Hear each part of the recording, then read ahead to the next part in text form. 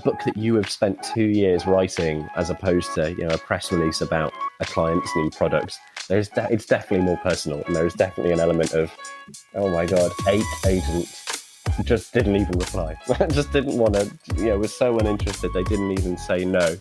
Hello and welcome to this week's episode of The Conversation with Nadine Mattison.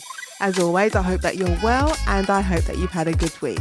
Did you know that the second week of January is the time when most people break their New Year's resolutions? Well, technically what they say is the second Friday.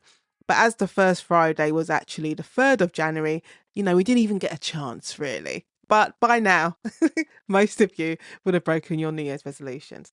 But if you're still going, if you're still on dry January, if you're still getting up every morning and doing your workouts, if you're still sitting at your desk and writing that book that you promised to start writing at the end of 2024, then well done. I just want to congratulate you because someone needs to give you a round of applause. So here is me giving you a round of applause. I am still sticking to I don't call them New Year's resolutions, by the way. If you read my Substack article that came out last week on the 13th of January, then you will know that I don't call them New Year's resolutions. I call them, it's just my plans. It's just plans I make for the year. And I give myself the grace of making sure that my plans are flexible. So they are always subject to change. And that takes away the pressure. So if you want any tips on what to do when your resolutions ghost you, then take a look at my Substack article and the link is in the show notes. Anyway, let's get on with the show. This week, I'm in conversation with Sunday Times bestselling author Tom Hindle. And not only do we talk about his successful books, the first being A Fatal Crossing, the second, The Murder Game. We also have Murder on Lake Garda, and his new book, Death in the Arctic. Now, I always tell my guests before we start recording the conversation that the intention is to have a conversation, and it's absolutely fine if the conversation goes off on a tangent. And this one does. So if you're looking for Netflix recommendations, stay tuned. However, in this conversation, Tom Hindle and I do talk about being in the right place and the right time, an opportunity, and what we consider to be luck, how he was ghosted by agents, and the impossibility of being prepared for success. Now, as always, sit back, we'll go for a walk and enjoy the conversation. Tom Hindle, welcome to The Conversation. Hi, thanks for having me. You're welcome. Right, my first question for you is, and I was trying to be really smart and clever about this. Go for it. My first question is, when did you know, not that you could write, but that you could tell a story? Because I think there's a big difference between being able to write and then I can tell a story that captures people. Blimey. I'm not sure there was ever a conscious, okay, I know how to do this now, but I think it is something that I've always done. Genuinely, I can remember being a little kid and writing my own stories, like handwriting, on bits of A4 paper with a pen, like stories about characters I'd seen in films and, read about in books. And, sometimes I would staple those bits of paper together to make a book, and I would draw like a cover to sort of make my own books. I can remember doing that when I was a little kid. So I guess if there ever was a moment of realization that I know how to do this, I was probably quite young. And it's just something I've always done. It's something that I can always remember knowing I could do. So, whenever, we were at school and we were in English and any kind of creative writing exercise was kind of given to the class, I would always kind of step it up a gear, and I would kind of know, okay, this is something I can do. I wasn't great at very much at school. Like, I was rubbish at maths and science and a lot of the other subjects, but whenever anything creative like that came out, I would sort of think to myself, right, I can do this. This is my area. So yeah, I don't know if there was a moment of just realizing I know how to do this, but I think I have always known that, this is kind of the thing I could do. So yeah. Yeah. You just gave me, I had a flashback to being in secondary school, and it was Christmas time, and we had to put together the Christmas play. And I think I might have been 14, 15. And the teacher said, well, who wants to write the play? And I was like, I want to write the play, because the same thing is like those creative exercises. Like, I want to do this. I don't want to analyze A Streetcar Named Desire, which is what we had to do. But I want to write. Yeah. I want to write the play. So I wrote the Christmas play. I was exactly the same. Cool. Yeah. I can remember sort of being given a task by an English teacher of write a story that is 2 pages long, 2 full A4 pages, and I come back with like 10. Like that was me. So yeah, I could hard relate to that. And who recognised that you could write as well? Because you always need that encouragement. I don't think everyone necessarily gets that when they're in school, because the focusing, you need to do your maths, you need to do this, you need to just get through your exam, not be telling stories. Yeah. I mean, my parents are very supportive. Like, my mum in particular is really creative herself. So she recently retired, but she spent her whole career working in secondary education, primarily teaching music, but also teaching kind of English lit and a couple of other subjects. So yeah, she was always, they were both always very supportive of me being creative and wanting to write things. And they would always offer encouragement there. School-wise, there was one teacher in particular. I was quite lucky in that my 5 years in secondary school, I had the same English teacher for 4 of them. Oh, you and that did? was a teacher called that was a teacher called Miss McMinn. And I think seeing me through almost my entire secondary school career, she recognised that this was something that I could do and that I was passionate about, and she always encouraged it. So I think she was the one who gave the 2-page writing exercise that I responded to of a 10-page story, and kind of took that all in good spirits and said, this is great, keep going. So I mean, but it's actually, I kind of sort of reconnected with her recently, which was really nice. So because she's actually still at that school, so I think my first after all year, this, I'm saying after all this time, like I'm not saying how old you are, but I'm like, really, after all this time. Yeah, I'm 31. So I guess that means she's been at that school for about 20 years. I think my first year there was her first year there as well. Yeah. So when I got my first book published and I got my box of author copies that you get, I sent her a copy of that book just with a little note inside saying, thanks for all the encouragement when I was at school and whatever. I think that's so amazing. I just feel like this is the perfect interview. We can end it here. No, that's so good. It was a really nice thing to be able to do, and then we emailed a little bit, and I'm from Leeds, and that school is in North Leeds, and my folks are still up there, so I do go back a few times a year, and I popped in at one point and sort of said hello, which was really nice, and it was just nice having the opportunity to do that, and knowing that she's still there, still doing that same job that she did, that helped me to learn how to write. So to be able to send her that book and say thank you was a lovely thing to be able to do. It's I think it's amazing for so many reasons. One, I was listening to a podcast. I was listening to another podcast last week, and the person was talking about the importance of consistency.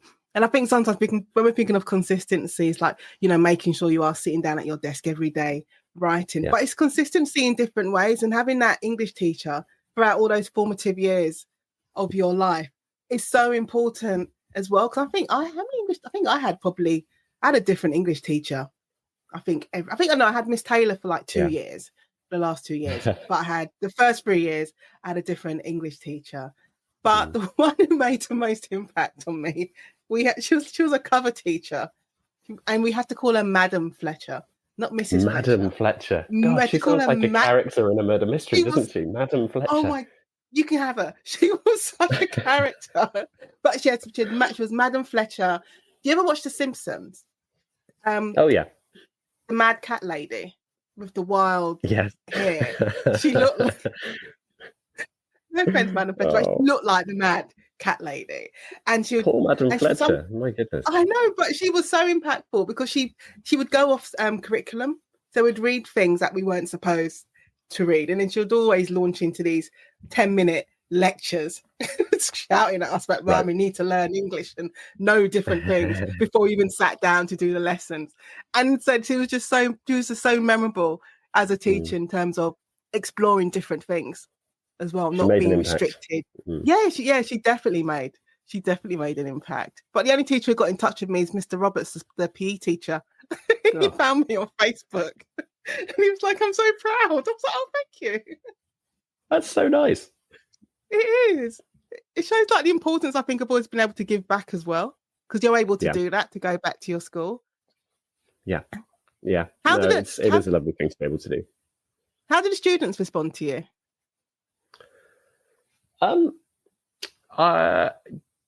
Difficult to tell, if I'm honest. I think you could. Teenagers. I think, yeah, no teenagers, and I can remember well from my own school days that, fine, I loved the creative writing exercises, but all the other 25 kids in my class were probably like, oh my god, writing, really. So, I'd like to think that there might have been a couple of kids who, saw me and saw that, it wasn't that long ago that I was in their school wearing that uniform and thought, oh God, yeah, I could do that. If one or two of them thought that, then that would be wonderful. That would kind of be job done, I guess. Because I think, it does make a difference being able to see, oh wow, someone from, where I've come from has gone on to do this. And yeah, if I gave one or two kids the idea that they could go on and become writers the rest of what they want to do, then I'd be happy with that. Yeah, because I think in previous conversations that I've had, it's always come up about the first time you're exposed to writers.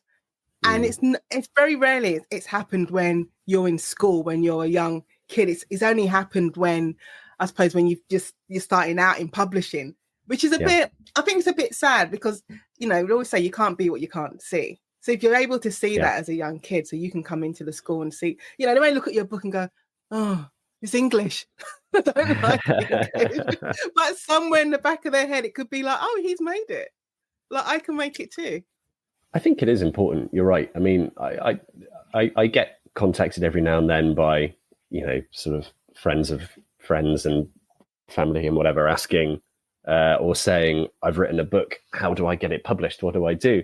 And I think there is a real sense that there is kind of a wall between yourself and the world of publishing, and that only kind of maybe certain people are allowed in, or, you've got to know the right people. And that's not necessarily true. I mean, I didn't know anyone in publishing. I went down the traditional route of researching agents and reaching out to some I thought would hopefully be relevant, and it kind of went from there. I didn't have someone to kind of open a door for me, but I think there is a real perception of, if you don't have that, then you can't get in. So I think it is helpful, as you say, to meet writers, or to have the opportunity to speak to writers, for them to say, actually, no, there's just a process, and if you follow the process, you may get in. And you're right. I think the first writer I came into contact with, it was probably, I think I went to a talk in Leeds given by Anthony Horowitz just after I graduated uni. So I was 21. And I think that was the first time I'd been to see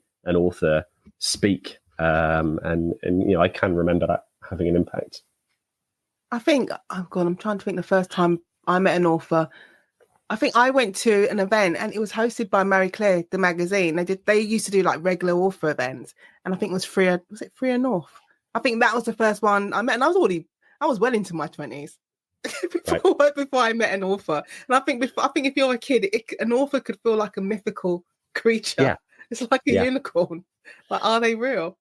Yeah, and they absolutely are. And they have email addresses, and they make lunch, and they do all the kind of ordinary things that that everyone else does. But I think you're right. There is a perception that that is something only for certain people, and I think it's good that if you have the opportunity to talk to aspiring writers and say, no, it's not. Just this is how you do it. Then yeah, it's a good thing to do.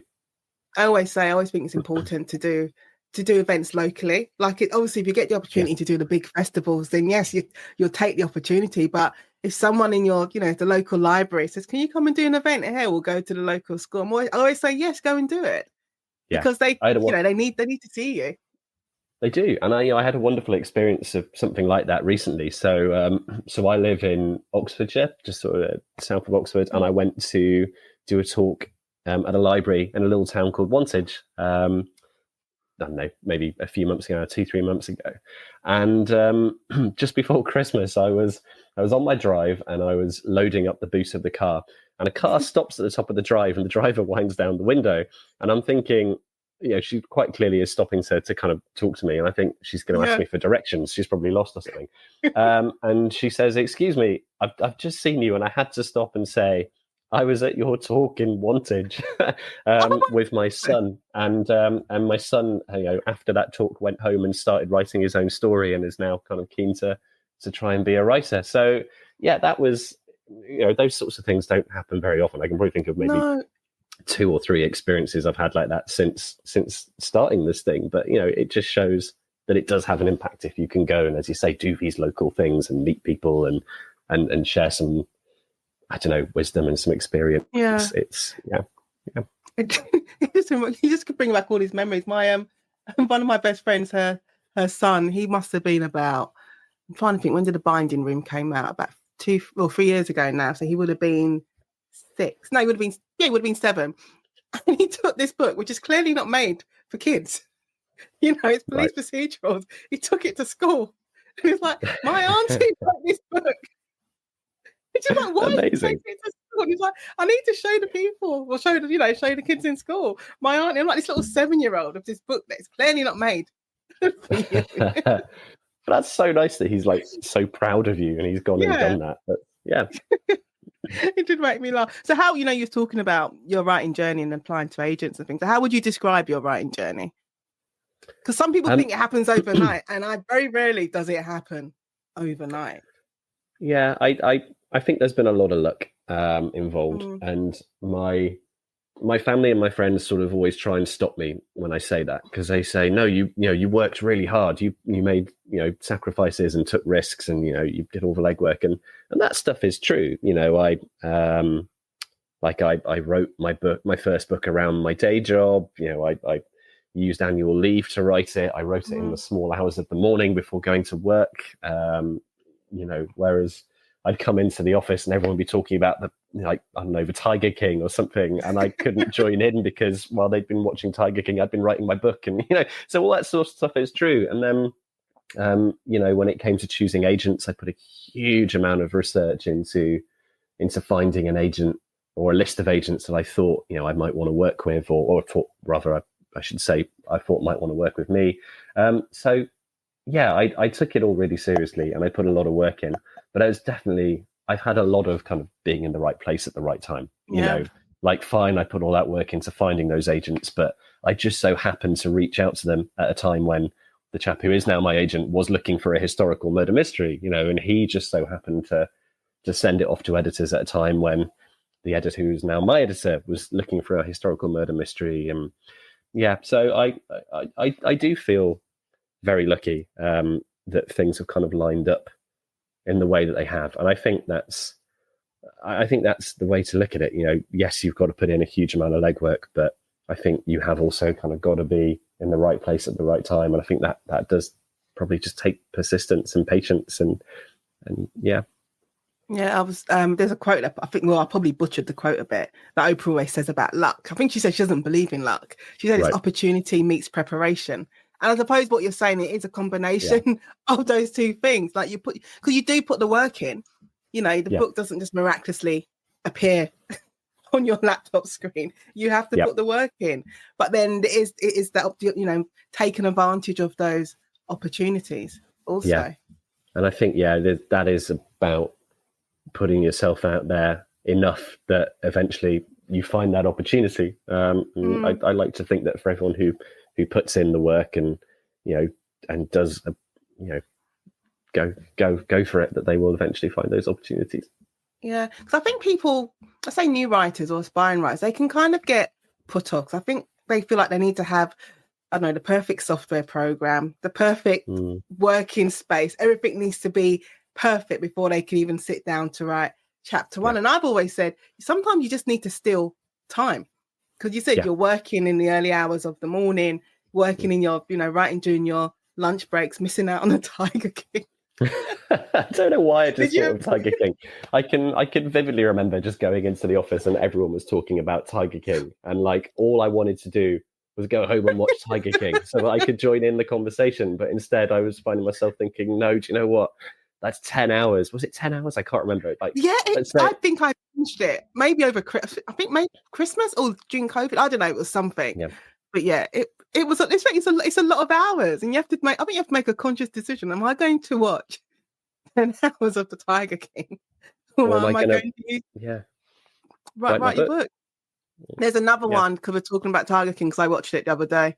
What was it? The Kings of Tupelo on Netflix. Right. It's equally as. It's so off the wall. It's so bizarre, involving conspiracy theories and Elvis impersonators in Mississippi. Okay. So, yeah. It cannot be weirder than like I have since brought up on Tiger King. It cannot be weird again, surely. It's in the weird Netflix. Where did they come up with this stuff? I agree. Blimey. Well, this is a tangent I didn't expect us to go on. I told you it always goes off on a tangent.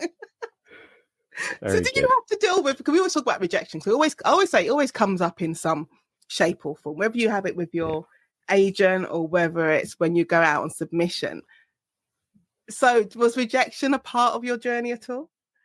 And if it was, how did you deal with it? I mean, this is kind of, again, I said I've been lucky, like I've been in the right place at the right time. So I spent a lot of time building out a short list of 10 agents who I was going to approach initially and see if any of them were interested, like my kind of 10 top picks. And one of them replied to say no. The other 8 didn't reply. Sorry, 8 didn't reply. And then the last one, a guy called Harry, he did reply and say, yeah, let's talk. So, you know, again, right place, right time. Like I just happened, you know, yes, I put in the work finding those agents and writing all the cover letters and, you know, as a lot of people do, but I just happened to send Harry his letter at the time that he was looking for a historical murder mystery. So that, you know, that was incredibly fortunate. But yeah, the others, like to not hear back from, you know, 8 of the other 10 that I sent that out to, you know, I can't imagine if I hadn't found Harry when I did, I can't imagine how soul destroying that must have been. And you hear all these stories about, you know, people who spent years on submission, multiple books, hundreds, thousands of rejections. I don't know how people find the resilience to keep going. I'm amazed by it. I really, really am. I don't. I said in previous conversations, there have been authors who have said that they've kept spreadsheets of their rejections. And the numbers, I know, it does something to my soul. How do you make spreadsheets less enjoyable than they already are? You create a spreadsheet of rejections. Blimey. I avoid spreadsheets like the plague. I don't like them. I don't like Excel. So I just wouldn't do it. But the rejections, It wasn't just 10. They were running into 20s and 30s and like 100. And they would keep a spreadsheet of the rejections. And there's no way I could have done that. But I remember being rejected by one agent in the early days of the Jigsaw. I hadn't finished the manuscript because I was doing it as part of the course. But I'd sent it because people were, you know, you do what other people are doing around you in your small cohort of people, of other students. And some people were sending out their manuscripts. I sent it to this agent and she got a reply. My reply came back was, I remember it. She goes, "You write very well, but it's not very exciting." And I just took I know it's brutal, but my reaction is to immediately take offense and then press delete. Like, I don't care. I'm just going to move on and carry on to the next one. Like, what do you know? And then later on, you know, when I signed with my agent and I got my deal, I'm like, back when I'm like, how could you say it's not exciting? I've kept people up at night. It's definitely exciting. I mean, that sounds like a good attitude. Yeah. Yeah. What was yours when you was getting those? Not even getting the no's. At least the no's, at least you know they read it. It's when they've just ghosted you. Because that's what's happened. It was the silence. It was that they have not even enjoyed this enough to to reply and say we didn't enjoy this. So I was prepared for it in the sense that my day job at the time was I worked for a PR agency, and a big part of working in PR was you had to try and get journalists to take an interest in your client's news. So I don't know, let's say that a client of yours is launching a new product, and they want it to be covered by some of the trade magazines in their industry. Your job as the PR person is to write a press release kind of announcing this new product and telling journalists everything they would need to know to go and write a story about it. And then you have to identify the journalists or the reporters who might be interested in that story. And then you have to pitch that story to them in such a way that will hopefully make them go, oh, this is interesting. I'll cover this in my magazine. So very, very similar to trying to find an agent. So, working out which agents you're going to go to and pitching to them and trying to make your pitch kind of punchy and succinct. So I'd probably had about 7 or 8 years of experience by this point of doing that for journalists. So I knew how to write a pitch. I knew how to identify the sort of people I should be going to and how to discard, people who I shouldn't. It all felt very familiar. And I was very used to rejection because, the average journalist, this figure might be outdated now. It's been a few years since I've worked in PR, but at the time you'd be told that the average journalist is pitched 100 news stories every day. So working in PR, I was quite used to rejection, to having journalists either just blank me or turn around and say, no, go away with your news stories. We aren't interested. So I was braced for it, but with a book, a book that you have spent 2 years writing, as opposed to, a press release about a client's new product, it's definitely more personal. And there's definitely an element of, oh my God, 8 agents just didn't even reply. Just didn't want to, was so uninterested. They didn't even say no. So it was kind of, so I think I developed some kind of a thick skin from my day job, but it was definitely, a little, it was definitely, a little upsetting not hearing back from those other agents. It is, because as you said, it's so personal, because you spent all this time on this book. You've given up your lunch hours. You've given up watching Tiger King. It's got to come back to Tiger King. But you've given up all that time. You haven't been able to, stand around the water cooler, talk all the photocopier, talking about Tiger King to write your book. And I've said it before, like, even being a lawyer, like, if I get a not guilty verdict, or if my client gets a really bad, I say really bad, but it gets a really harsh sentence, I don't take it personally, because I've just done my job.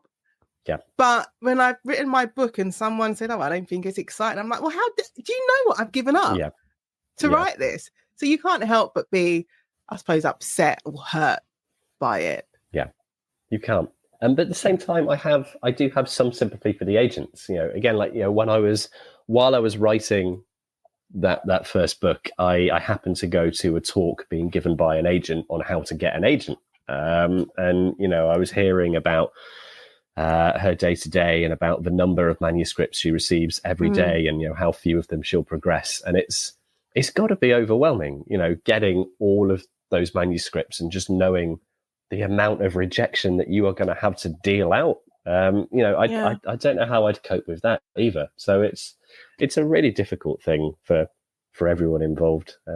But yeah. Were you prepared for the next stage of it? Because I always say that there's all these talks. I said, there's all these talks, there's all these books, there's all these blog articles about how to get an agent, but there's very little that prepares you for what happens once you've signed with an agent, and then that whole process of going out on submission, unless you have a really, really good agent who talks you through it and explains it. But there's not much information out there, so you're literally, it's like as you go along, step by step, like you're learning, I'll say, on your feet. No, I like a lot of other people who I've since spoken to, I had no idea what would happen next. Genuinely not. Like I can remember signing with my agent and asking him, so do we schedule like weekly catch-up calls to talk about, what's going on? And I remember him just sort of saying, well, we can if you want, but no, not really. So no, I had no idea. And I think, as I say, talking to a lot of people since, I don't think many people really know what happens next. I don't know. I guess I just kind of assumed, because I went and met him for a coffee before we signed, and he gave me a few notes at the time on some small edits he thought it'd be worth making to the manuscripts before he tried to send it out to publishers, make it as strong as it could possibly be. I remember sort of thinking, oh yeah, I guess I'd assumed there'd be a bit of editing involved at some point in this process, but I had no idea that it would be another 2 years before it would be on shelves. Again, I can remember asking him in that meeting, do you think? So I met him in January. So it was the end of January we met. And I remember asking him, do you see the book being on shelves this year? And he was just like, no. I must have looked so naive, but I just didn't know. I didn't know about publishing schedules. I didn't know that I'd go through, 2-3 rounds of edits with him, and then another, 3 or 4, including kind of copy editing, all that sort of stuff with the publisher. Then, I had no idea. And there was definitely, and he was great. I would send him an email or give him a ring and just say, so what's this? Like, what's happening now? What do I need to do? And he would always be so patient, and he would tell me, he would always answer those questions, very graciously and very patiently, which was incredibly helpful. But that first book, there was definitely an element of, right, good poker face, don't you? I don't know what's coming next in terms of like the process, but just try and like don't look too surprised, look like you're kind of cool with everything. So you'd get back the latest version of the manuscript of like, okay, and this is this round of edits, and I'd just be like, great, but in my head I'd be thinking, wow, more edits, blimey. And I can remember telling my family, because again, of course, none of my family know what the publishing process looks like. So I remember speaking to my one of my grandparents, and he was saying, so what's happening now with this book then? And I said, oh, well, my agent's given me some notes on the manuscript, so I'm just making some changes before he tries to sell it. My granddad just going, it's a cheeky beggar giving you notes. What's I think, again, unless you're kind of in that world or you have someone to talk to you about what the process looks like, then of course you won't know that it will actually be the 8th or the 9th draft of your book that goes on sale in 2 years. So yeah, it was a learning curve for sure. It's so completely alien, and I think I want to say I was frustrated, but there was definitely this thought process of, I know exactly what I'm doing in my other job. I stand up in court, I do X, Y, and Z. I know my job inside out. I have full confidence in that. And then it came to being a writer and going through publishing. I didn't even know what copy edits were. And I was like, what copy edits? Like, what is copy edits? What are line edits? No idea. And I remember so you talk about your granddad, like bloody cheek of it. And my sister-in-law, every time she'd call me, she goes, what are you doing now? I said, I'm doing edits. Why are you doing edits? Isn't it not done? And I'm like, no, this is the second round of edits. What do you mean it's a second round of edits? And we had that conversation like continuously over a year. And again, the same, thinking, okay, I've signed with my agent. I've now signed with my publisher. Well, like the book would be on the shelves by the summer. They're like, oh no, 2 years. 2 years to do what? Yeah. It was a really strange couple of years because, again, of course, I wrote my second book before my first book even came out. And, and that just seemed really odd, again, to kind of family and friends. And we're at a point now where, I've got 3 books out. The 4th one is coming out next week. I'm working on a 5th. I've got ideas for a 6th. Like, we've got this little conveyor belt now of books and little train. Exactly. I've got all these, and I think of them each as different projects, in the same way that back in my PR days, I would have 4 or 5 different clients who I would juggle on any given day. I now have 3 or 4 books that I juggle on any different day that are all in various different kind of stages of the process. But, that first year when you're just there thinking, wow, okay, 2 years before a book's even out, that was a really strange time. It is. Yeah. I still, when I think back and just like my shot, and I had to put my lawyer hat on. So it means I've got my lawyer face on when the jury comes back and says guilty. And I'm like, bollocks, not guilty, but I've got a very, very straight face on. And, they're having all these discussions. Oh, in 2 years, we'll do this. And you're like, 2 years? What do you mean? What do you mean 2 years? But again, it's that same process as well.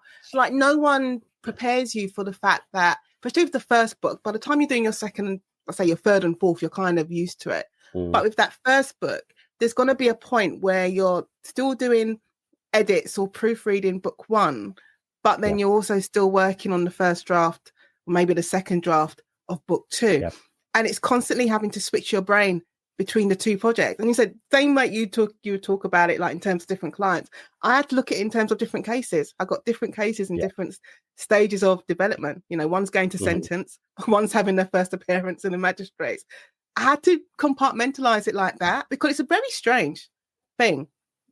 It's a really strange thing, but a very rewarding thing when you kind of get into it. And, I really enjoy actually now having different books on the go, you know, in different kind of stages. I don't think I could just, I think a lot of people imagine that my day-to-day, I'm sure your day-to-day as well, is I get up every morning, I open the draft of the new book and I work on it from kind of 9 till 5, then I close my laptop and that's that. And it's just not the case. You know, in any given day, I might spend maybe 2 or 3, maybe 4 hours working on the new book. And then the rest of the time is replying to emails from my agent, from a publicist, from an editor. You know, it's maybe having a little think about what the next book's going to look like. It's maybe doing something like this. You know, it's maybe having a quick call with my accountant or whoever it is. You know, like it's really varied, and I enjoy that because I don't think I could just sit and look at a single Word document 8 hours a day, 5 days a week for a year. I just think I would go mad. And there's some days when I always say the words don't necessarily come the way they should do. So I remember, beginning of the week when I went back to work on the Monday to write, because I hadn't written for 3 weeks because it's been a Christmas break. And I sat in front of my computer and I'm like, I don't know what words are. Like, I don't know how to put words. How does the story end again? I can't remember. Yes. What is a story? I literally had this thought process going through. So same thing, I couldn't sit at my desk and just work on a single document, you know, for 8 hours a day. But then also, I think it's taken me maybe it took me like a good 18 months, maybe 2 years to work out a system that works for me in terms of being a writer. Because it's so completely different to what I used to do before. Yeah. No, I'm exactly the same. It's completely different and it has taken time, but I think I'm about there now. Yeah. We've made it. We've worked out what works for us. We have. We've worked out 5 books in how to write a book.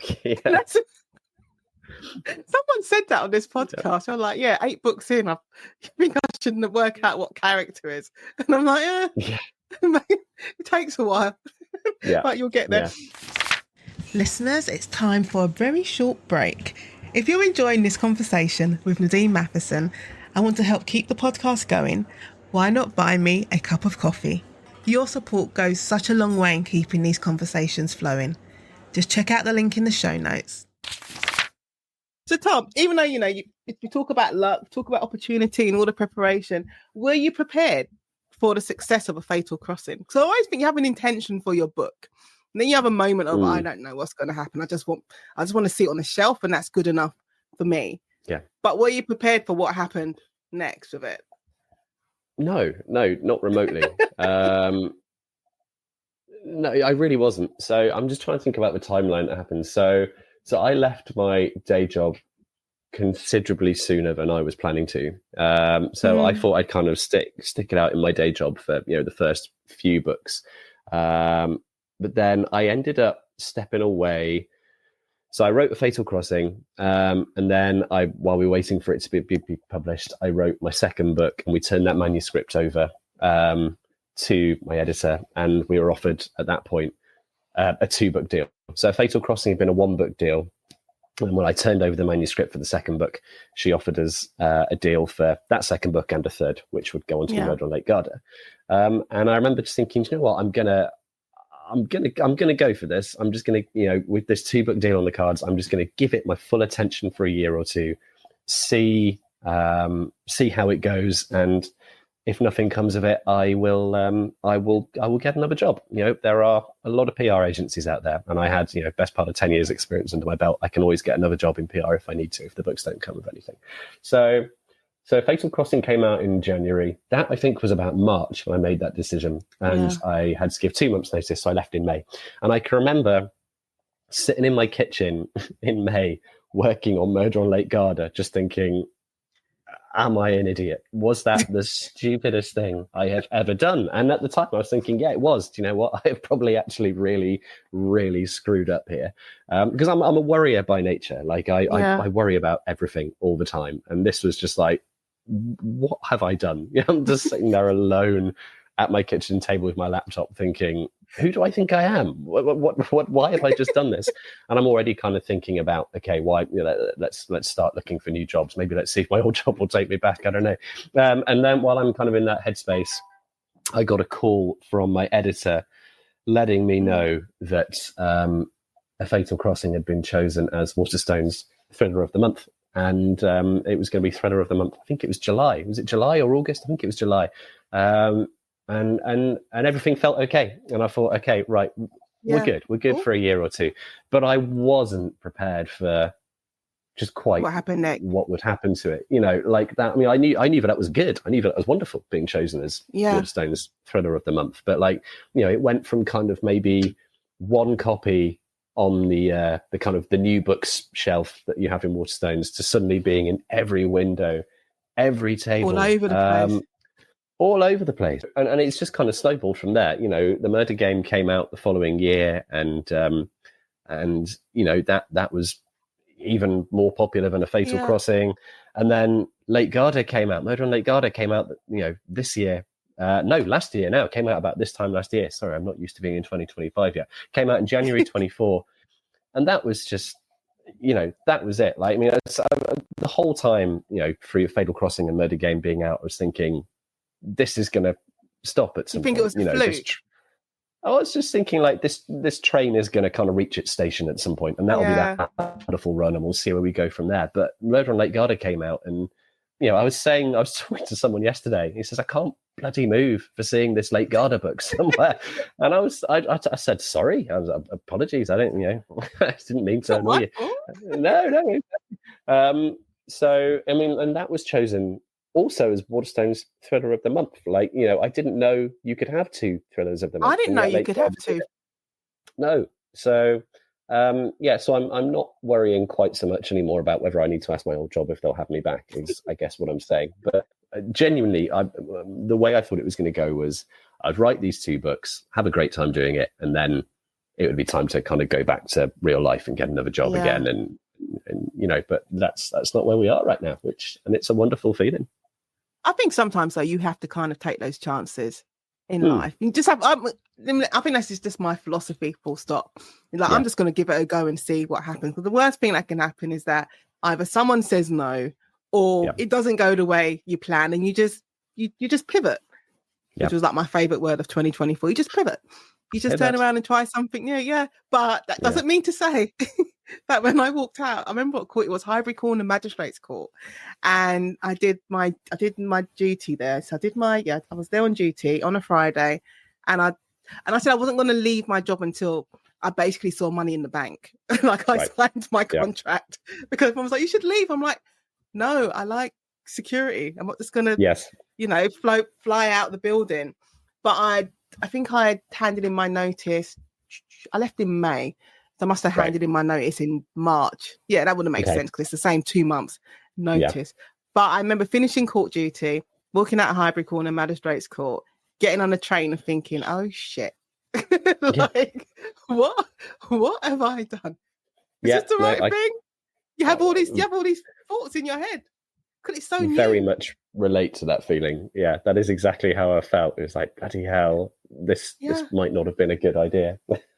And as you said, it's just you alone, sitting in your kitchen, sitting in front of your computer. It's just you, your laptop, and your thoughts. And sometimes your thoughts are very, very, very loud.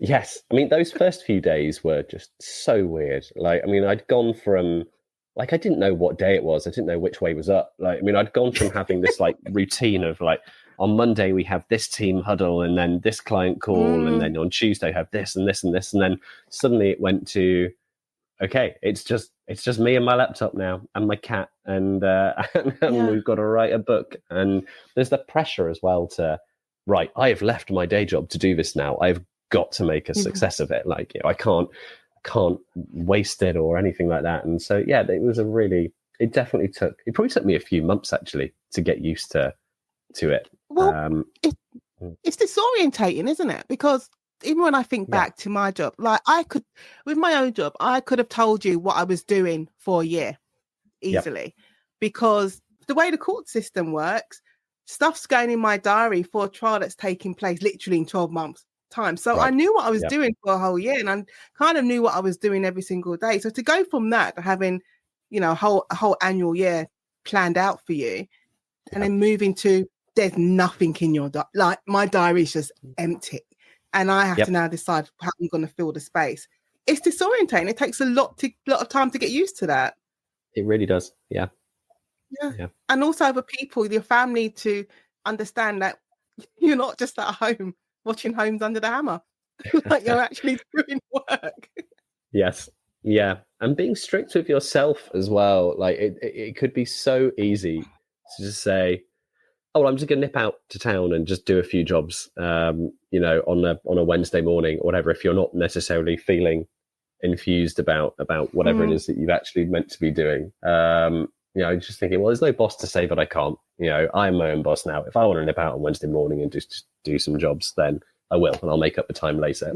That could be such a slippery slope. You could so quickly find yourself doing that a lot, and then suddenly you get to the end of the week and you've not actually done any work. And so there's a lot of discipline required as well, I think. Yeah. What would be your advice to, I say, new writers? Anyone, they're now making that step. They've got their deal, writing their book. Publication day is going to be in 2 years. What would be your advice for them at that point? I think the big piece of advice that I guess I wish I had known at the time, and which I try to remind myself of every day now, is not to get hung up on what other people are doing. I am really, really bad at comparing myself and what I'm doing and what I'm achieving to everyone else. That is my fatal character flaw. And I don't know. I just think, now that I've got to the point of thinking, there used to be a time where, if I heard that another writer who I know has had a great day and has written 2,500 words or whatever that day, and I've had a rubbish day and I've lost 2,500 words, that would ruin my entire week. Or hearing about, how everyone, perhaps another writer who I'm friends with has a steady 1,000-word a day target and they hit it every day without fail. That would just make me feel so inadequate in my own, because I'm just not like that. I'm a tinkerer. Like, it will take me like a full 6 months to do a first draft, and it will be just the one draft, and it's taken a bit of time to kind of get to the being in the headspace of, it does not matter how anyone else goes about writing their book, how many words a day they do, how many drafts they go through before they show it to their agent, so long as you get your book written. Everyone does it in their own way. And I think most people don't write 2 books in the same way. I think all of my books so far I've written in slightly different ways. And that's kind of the big thing I guess I wish I'd known, is don't get hung up on what other people are doing. Just get your head down, get your book written, find your own way of doing it, and just do what works for you, so long as the work gets done. So that would probably be my advice to someone just getting into it is, okay, you've got your agent, you've signed your deal, you're into the world of publishing, you're going to meet a lot of other authors who all are doing lots of incredible, impressive things. Don't be fazed by it. Don't get hung up on it. Just keep cracking on in your own way and just get the work done. Yeah. I always say you have to find a way to block out the noise, because social media, especially because I was talking about this yesterday in another interview. I said over Christmas, because I delivered my edits the week before Christmas. And so I knew I was going to be, thank you, I was very proud of myself, but I knew I was free. I was so happy to be free. Like, I knew what I was going to be doing over Christmas, which was basically nothing. And there was a point in those funny days between Christmas and New Year, I'm in the sofa in my pajamas, and I'm saying I'm eating Quality Streets, I'm eating cheese and crackers and whatever nonsense is on the table. I'm living my dream. And I was watching Empire Strikes Back, and I'm watching. Perfect. And it was a perfect day. And then I went on social media, Blue Sky, I think it was, and I'm starting seeing people, I've written 3,000 words today. I've written 1,500 words today. And I'm thinking, one part of me is, it's Christmas, I'm not doing nothing. And the other half is, maybe I should be writing. And oh my God, all I've done is eaten another toffee penny. I should be putting that is that is exactly the sort of thing I'm talking about. Like, that will just turn my head inside out seeing that stuff. And I'm kind of, when I am like head down, working really hard towards a deadline, or I've got some serious edits going on or whatever, I kind of have to create a little bubble around myself almost, and just almost keep away from other authors, because I know if I've got a serious piece of work that needs doing and needs finishing soon, I kind of almost need to believe for a short time that I am the only author in the world writing the only book in the world in the only way that a book can possibly be written. Because those you're exactly right. Those sort of posts, those sort of tweets, they will ruin my day if I'm not careful. So I find I really have to manage that and keep on top of that. I always say, before I go on to Death in the Arctic, I always say to the baby lawyers when I'm teaching them, you have to tell yourself a story, whatever story you need to tell yourself to get through this next stage, whether it's your first day at court, your first time meeting a client. Tell yourself a story. So you create this, you insulate yourself, anything just to get through that moment and move on to the next stage. Because it's so important. You have to protect yourself. You do. Yeah, you really do. Right. Yeah, very wise. So before I ask you about Death in the Arctic, because I have to prove, which I've been reading, what drew you to Golden Age? I feel like you look like I'm about to give you a test. It's not a test on the book. But what drew you to, these Golden Age whodunit mystery thrillers? I think I have always loved mysteries. Like, looking back, even as a kid, the kind of stories that I would enjoy reading and writing myself were always in themselves mysteries. And so I think it made sense that I would kind of gravitate towards something like this. And it was kind of interesting when I decided to have a go at writing the first of them, A Fatal Crossing. So I was originally going to write A Fatal Crossing as a play that I was going to put on with some friends at school. Yeah, that was the idea. And it was... How far did I get it? I got about halfway through, and then we all finished school and we went off to uni. And it sort of lived on a memory stick for a few years. And I came back around to the idea of maybe writing it as a novel when I was about 24. And I read Magpie Murders by Anthony Horowitz. And that was very much a kind of, Midsummer Murders-esque. The vicar has been murdered on the day of the vegetable competition, that sort of vibe. And I'm really thinking, okay, I'm going to have a proper go at writing my play in the style of a whodunit like this, because the play was going to be more of like a caper. So there's a thread in A Fatal Crossing about a stolen painting, and the play was going to be much more about we must find this painting, as opposed to it being just a straight murder mystery. So reading that book brought me back around to the idea of, right, I'm gonna write a murder mystery here. And what happened then was, so I like everyone, I think, in the world, I was aware of Agatha Christie and of what I had read of Agatha Christie and what I had seen, kind of the Poirot TV shows and all that sort of stuff. I really enjoyed Agatha Christie, but I hadn't read a huge amount. You hear about mystery writers who grow up reading stacks and stacks of, Miss Marples and Poirots, and that wasn't me. Like, I was aware of them, and I was aware of kind of the formula's a dirty word, but the kind of the features of the genre, like multiple suspects, an interesting murder, a big twist at the end, and I kind of knew all of that.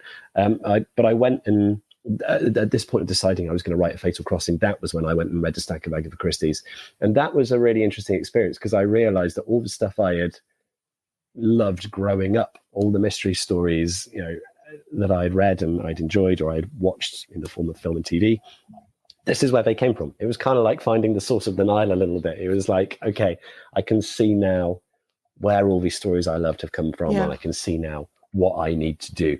And that was when I kind of set about writing The Fatal Crossing, and I just loved it. I had such a good time writing that book, layering in all the clues, writing all the interviews of the various suspects.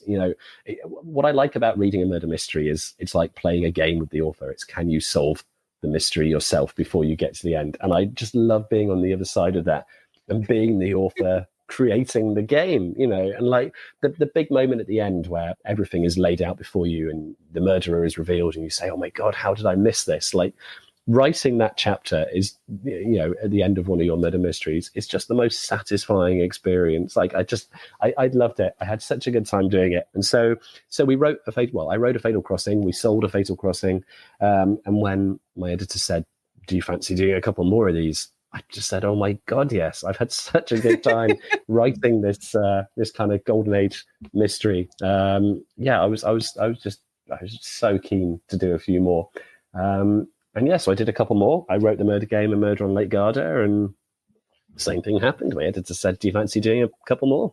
So here we are. And I think as long as, I genuinely have such a good time coming up with the location, the kind of crazy mechanism of the murder, writing that big chapter at the end where everything's revealed. It's just so much fun to write. So I think as long as someone will have me writing one, I think I'm gonna keep going forever, probably. So would you like to tell the listeners of the conversation about Death in the Arctic? I will. So Death in the Arctic is my 4th murder mystery. It has a contemporary setting. It's set this year in 2025. And it takes place aboard a luxury airship that is going on a 48-hour, weekend-long sightseeing flight over the North Pole. And aboard this airship, it's kind of like a test flight. So the idea is that the airship has been built by a company called Skyline Voyages, and they are planning to launch their airships and this tour over the North Pole as a regular thing at great expense in the year 2026. But in 2025, they are sending out a test flight. So the owners of the airship are aboard it. There's some press. There are some experts in kind of in cuisine and in sort of tourism. They're all aboard this airship, and they're all going to kind of fly over the North Pole and offer feedback on what could be tweaked in the last sort of few months before paying customers start coming aboard. And of course, they fly 24 hours up to the North Pole, and one of the passengers is found dead up at the top of the world. And obviously no one can come and help them up there. It's 24 hours back to civilization, and mayhem and murder ensues. When I was reading it, literally the first chapter, I was like, I know he's in a departure lounge, so that's the first thing. And then the next thing, I was like, did he say airship? I had to go back and read over. I said, no, he's definitely in an airship. And automatically, Tom, do you remember Indiana Jones and the Last Crusade? I do. I love India. That's my favourite of the indie films, for sure. He's in an airship scene, isn't it? He has to escape from the airship. And automatically, that's where my brain went. I went, it's Indiana. Well, it's not Indiana Jones. I'm like, Indiana Jones and the Last Crusade. It's the airship scene. Yeah. I mean, they are great. There is so much you can do with them as a concept. I mean, and the idea for it came from my PR days, actually. So one of my clients was actually Goodyear Tires, an American tire manufacturer, and they have as a bit of a mascot in the States an airship, the Goodyear blimp, and it flies over kind of NASCAR races, Super Bowls, that sort of thing. And as a bit of a stunt, they brought it to the UK, and I was heavily involved in the sort of the press and the marketing activities around it. And so I had to learn a lot about airships.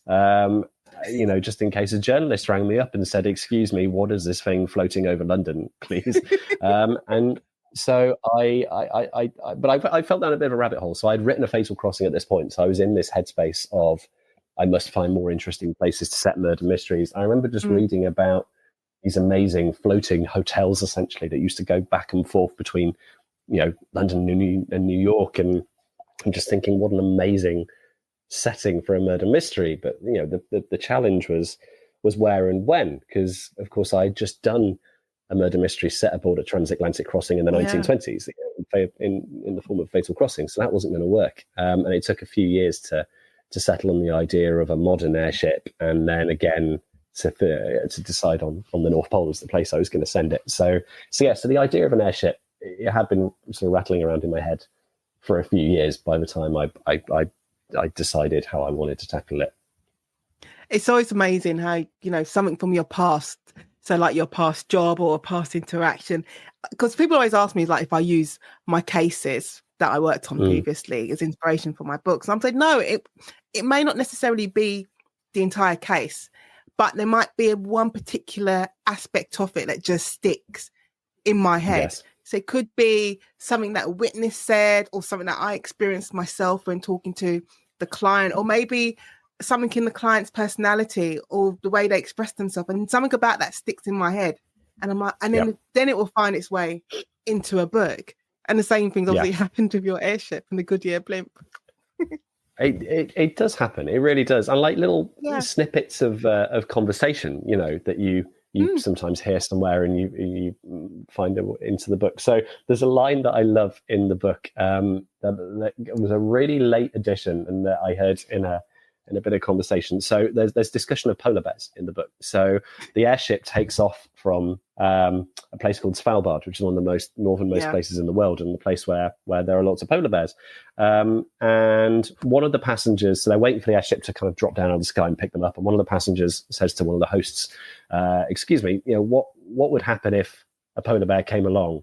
Like, and we didn't have, everyone here has rifles. What would happen if we didn't have those rifles?" And the host says, "Oh, you would die."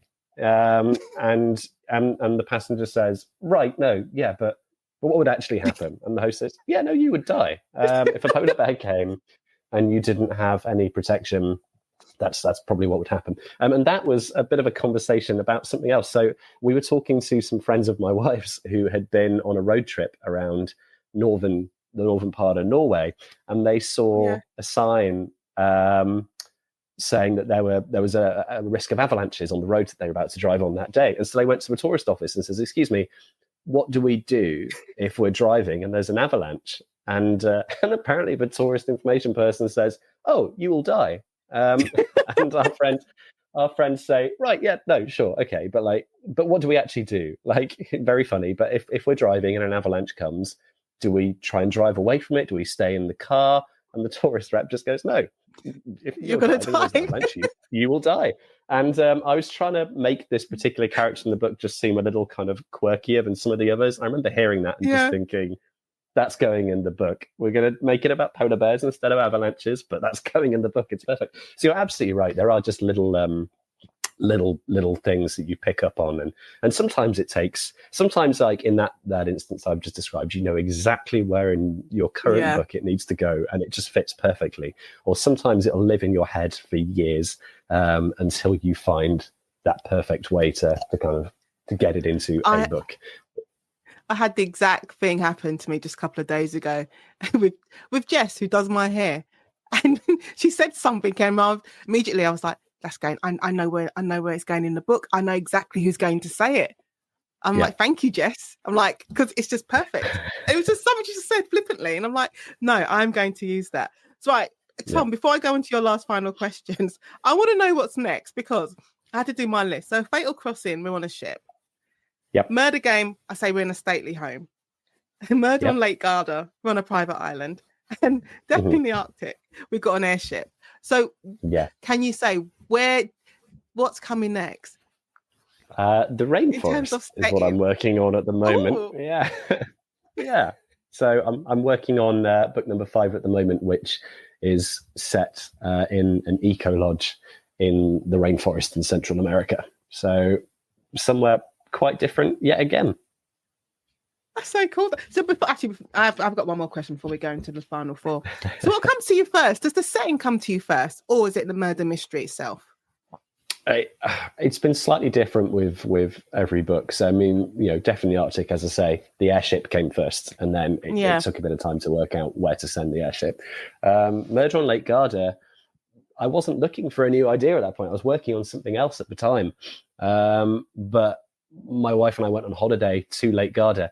And we were visiting a castle, this amazing castle, and we happened to see a wedding taking place in one of the courtyards of this castle. And I remember just looking at it and just thinking, I am looking at the best ever opening chapter to a murder mystery right here. So, and then the rainforest idea. So we went on our honeymoon a couple of years ago now to Costa Rica. And I was determined not to be thinking about ways to murder people while we were on honeymoon. But we were staying in this amazing eco lodge in the rainforest. It was glamorous, it was remote, it was interesting, it was different. And I just made took a load of pictures, made a bit of a kind of a mood board almost, and brought that back to my editor and said, "What do you think about a murder mystery here?" And she said, "Yeah, great, go for it." So they do just sort of present themselves to you, the settings, and sometimes, like with Death in the Arctic, it takes a little bit of time to work out quite how to make them work. Sometimes with Lake Garda, it appears to you fully suddenly formed, like you find yourself standing in the opening chapter of your book, and that's just the way it goes. I'm definitely in an interesting place now where I've worked out that this is my thing. I do murder mysteries that are standalone and that are set in different interesting parts of the world. So I'm in an interesting place now in that I've done 4 of these things. I'm working on a 5th. I am now thinking about it in terms of, okay, where do I go next? That is a little bit different. That's still interesting, because I know that people are talking about them in the sense of, oh, the Italian one, or oh, the North Pole one, or oh, the country house one. So I am starting to think about it now in terms of how are people going to describe the next one? What one is it going to be? Which hasn't been the case with the others, but it's where we are now, and I'm quite enjoying thinking about it in those terms. It's a lot of fun. Before we started recording, and we were talking about where you get your ideas from, and that question, and because I've said last week, I was like, okay, I need to come up with some ideas, and then I just went for a walk. So I always do a walk in the morning. Well, I try to. Yeah. And I thought, I'm not going to think about it, because when you try and force it, the idea, it won't come. I'm just not thinking about it. I'm just going to listen to my podcast while I walk. And then I got the idea for the next book. It was simply walking past it was a poster like on the housing estate. So just telling the council advertising whatever service they're advertising. I can't tell you what it is. That's part of my book. And I just saw it. For some reason, I just stopped, looked at it, and I thought, oh, that's it. That's the book. that's the book. And sometimes that's how it happens. That's where the ideas come from. You're not even thinking about it. And then something will just spark an idea in your head. That's exactly what happened with Lake Garda. As I say, we were on holiday. We went to visit a castle. We saw a wedding. I thought, that's a book right there. That's it. That's the opening chapters of my next book. So sometimes it happens that way. And it's both wonderful and infuriating, because sometimes you are just there thinking, I really need an idea right now, but you can't make it happen. And then suddenly you're on holiday and it happens, and you think, great, cool. And you kind of have your direction for the next year or so. But that's exactly what happened. I was trying to force it, and I was like, I need to come up with something, and I'm jotting down all these things and nothing's working. And then I walked past a council service poster, and here's the idea. All right. So Tom, your last set of questions. Are you an introvert or extrovert, or a hybrid of the two? I suspect this is an answer you probably hear quite a lot talking to authors, but I'm definitely an introvert. But I can switch on a kind of more extroverted persona when the need arises. So, I will always choose, or nearly always choose, a kind of a cozy day in over, a wild party, for instance. Yeah. And, a lot of my favorite things to do are kind of quiet, solitary things like reading books, watching films, maybe a bit of gaming, maybe playing a bit of piano, that sort of stuff. But that being said, I can very much enjoy doing extroverted things. I love going out to kind of bookshops and to events and meeting people. And, every now and then I do like a wild party, but I think it's about where you kind of draw your energy from, isn't it? Like, are you energized by being in a big group of people, in a noisy place and doing, lots of socializing and meeting new people, or are you energized by having lots of time alone and sort of thinking about things and doing sort of more solitary activities? I think I can definitely enjoy the more extroverted activities, but I definitely kind of I recharge and I get my energy from the sort of more introverted stuff, if that makes sense. No, it makes perfect sense. So what challenge or experience, and I always feel like I have to caveat this by saying it could be a good experience or a good challenge in your life, shaped you the most? I think I was thinking about this the other day. Kind of my sliding doors moment probably was getting a C in my A-level politics exam, because that meant that I did not go to my first choice of university, which was Reading.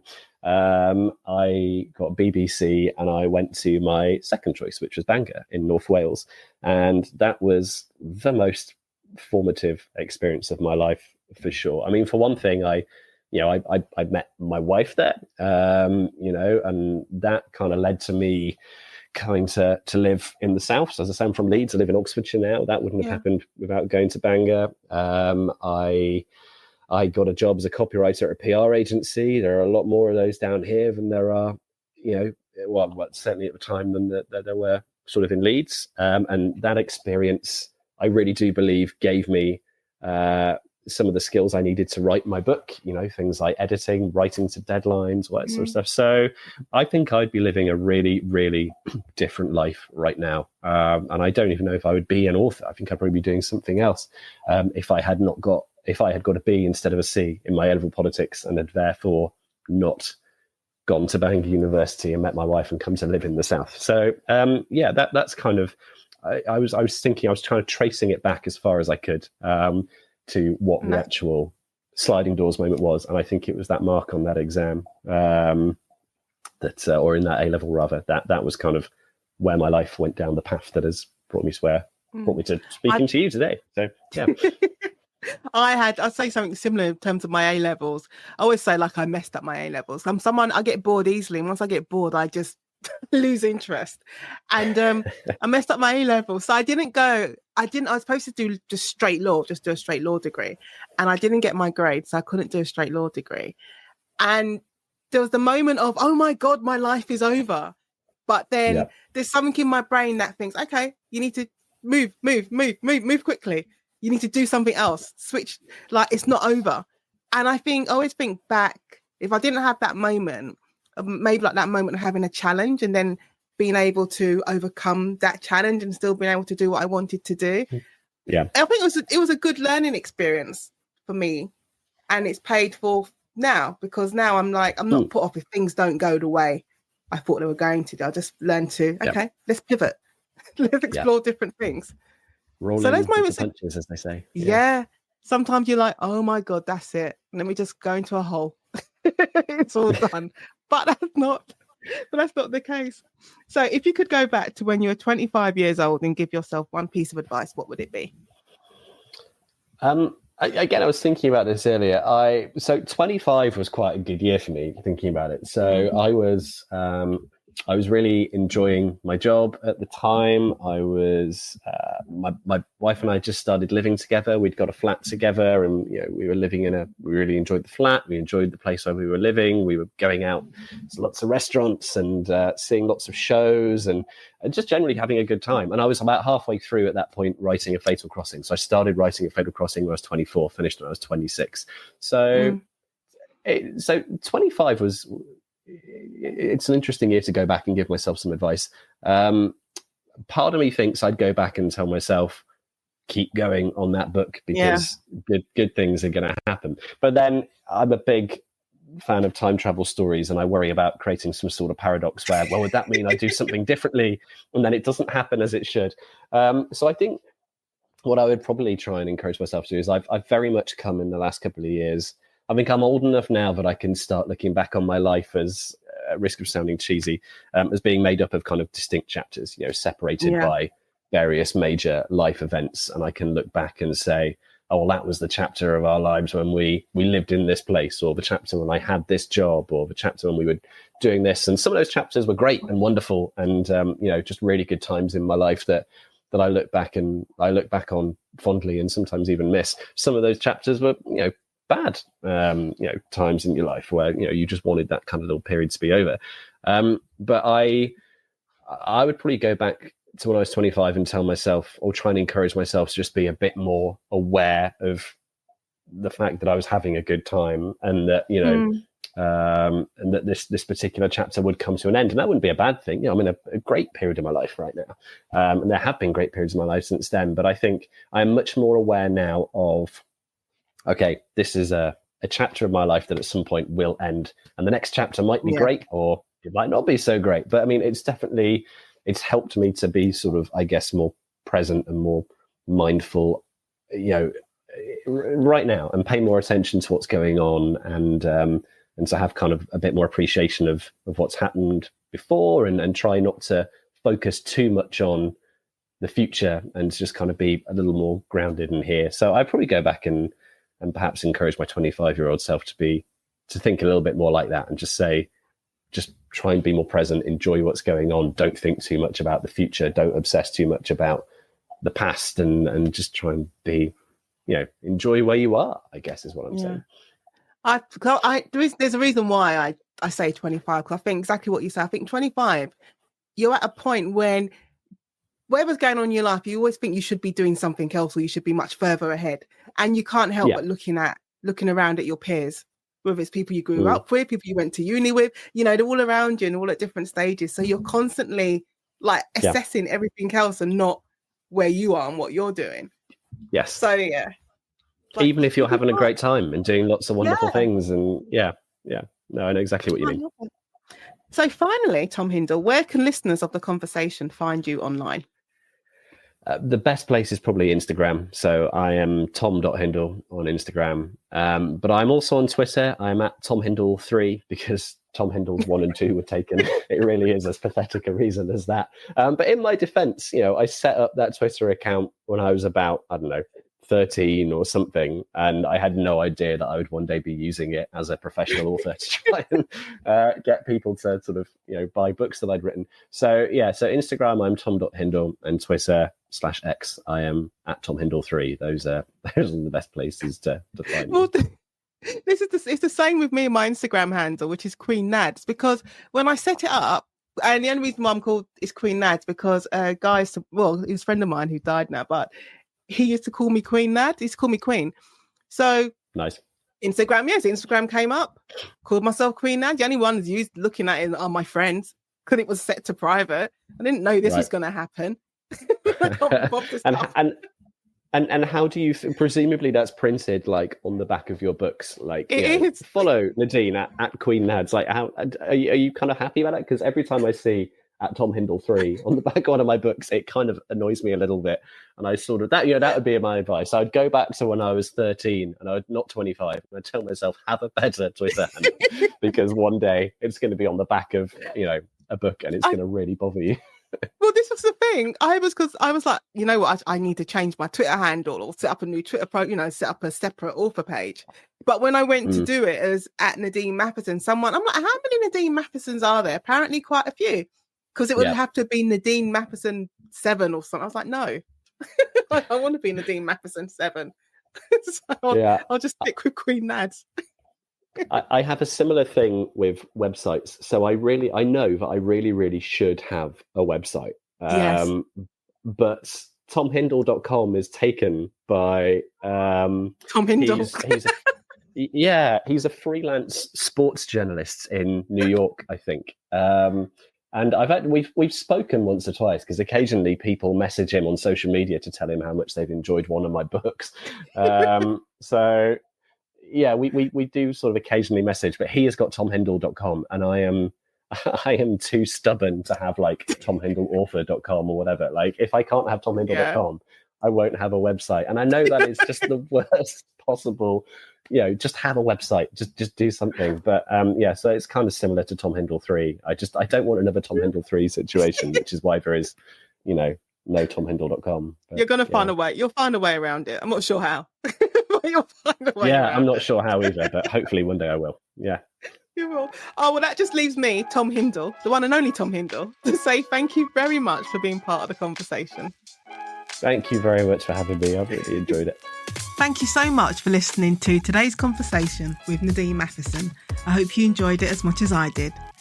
Be sure to tune in every Tuesday for a brand new episode featuring more amazing guests. Don't forget to like, subscribe and leave a review. It really helps the podcast grow. And if you'd like to support the show, you can buy me a cup of coffee or sign up on Patreon. The links are in the show notes. And if you'd love to join the conversation as a guest, feel free to send an email to theconversation@nadinematheson.com. Thanks again for your support, and I'll catch you next time.